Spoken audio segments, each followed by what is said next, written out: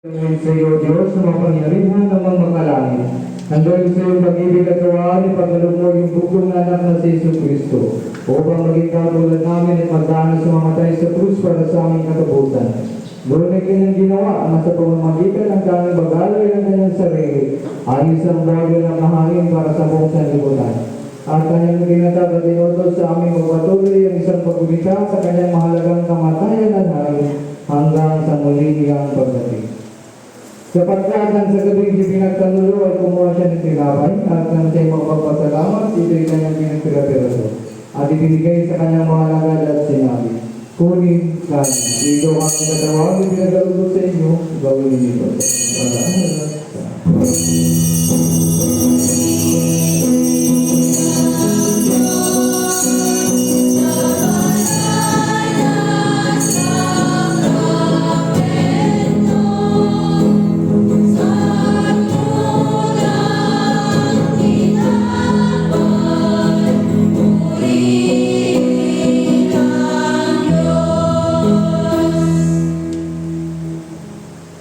Matapos ang mapunan, ikinuha niya ang kalis at may magpapasalamat, ito'y kanyang ibigay sa kanila tinami. Inumin ninyo ba yung lahat sapagkat itong aking dugo ng bagong tipan ay binubuhos ko para sa marami sa kapagpatawad ng iyong magkasalanan. Kailangan inumin ninyo ito ay gawin sa pagkalaan.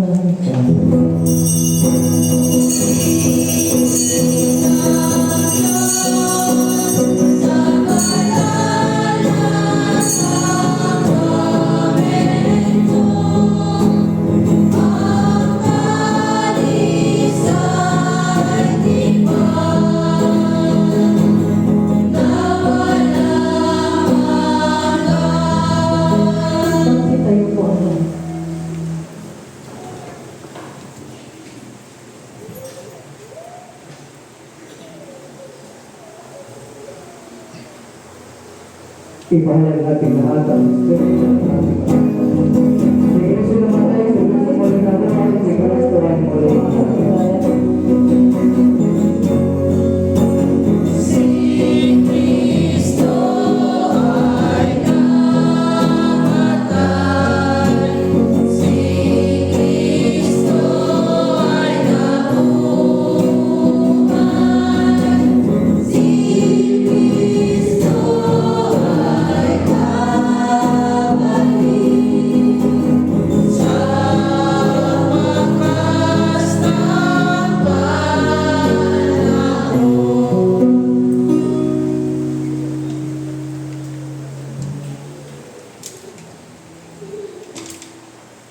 Kaya nga, Panginoong nasa langit, ginaganap namin mabang lingkod mo ang pag-alaala ng inutot tingana. Sa aming pagunita sa kanyang pinagbalang, magpapakasakit at mahalagang kamatayan, sa kanyang makapangyarihan, pagkabuhay ng muli, at maluwalhating pagkakyat sa langit. At sa aming paghihintay sa kanyang maluwalhating magbabalik ay naalay namin sa iyo, itong ginabay ng buhay at kalat ng kaligtasan. At kasama ang mandog na ito, inaalay namin ang aming mga sarili dahil sinasama namin sa iyo sa tanggapin sa iyong makalangit na altar at ang aming haing papuri at pasalamat. Buti ng Ama sa pangyarihan ng Espiritu Santo, patalayo at pagkawanalip nito dinapay at awat. Upang para sa amin, maging kamalmahalan at katawan at dugo ng anak mo si Yesu Cristo. At ang lahat ng natanggap ng banal na gawin nito ay mapuspos ng biyaya at makalangit at pagpapala maging isang gagawa niya upang siya manahan sa amin at kami sa Kanya. At kahit kami hindi karapat-dapat na mag-alay ng alamang yan man ay sinasamo namin sa iyo na tanggapin itong aming pinupuli ng pagkakas. Sa pamamagitan ni Yesu Cristo na aming Panginoon, sa pamamagitan niya, kasama niya sa Kanya ang kanyang Espiritu Santo, ang lahat ng karangalan at dalawalatian ay sa iyo, o amang makapangyarihan, ngayon at magpapakailanman.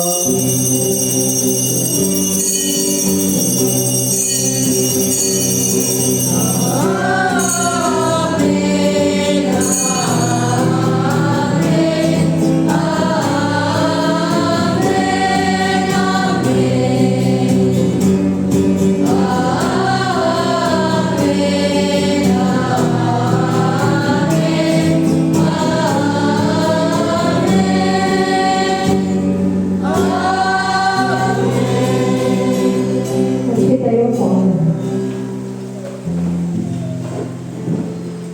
Tulad ng itinuro na nating tagapagligtas na Yesu Cristo sa iyo.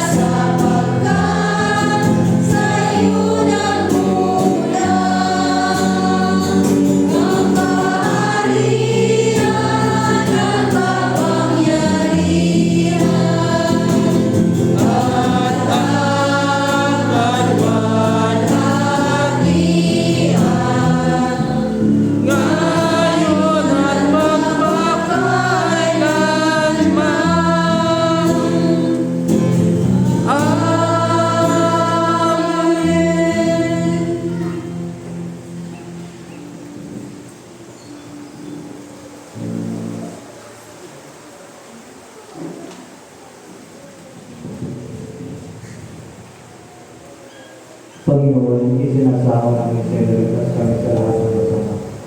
Ating pagkalugod sa amin ng iyong kapayapaan. Sa tulong ng away na lumangit sa mga kasala, tiligtas sa linalik, sa pamagitan ng anak na si Jesucristo naming Panginoon, na buhay naghaharing kasama mo, at ang manal na Espiritu isang Diyos ngayon at magpakailanman. Amen.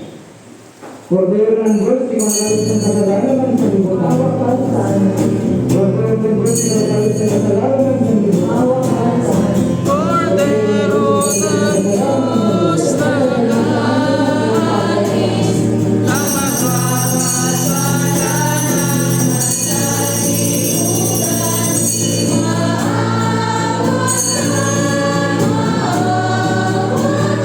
ng Diyos na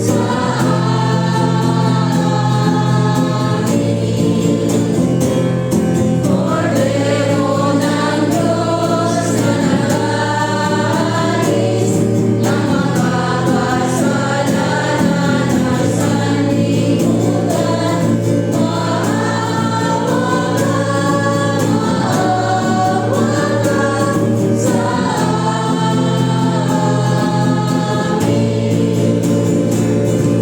Cordero ng Diyos na naghahalis, ang magpapasalanan ng sanlibutan, ipagkaloob mo sa amin ang kapayapaan.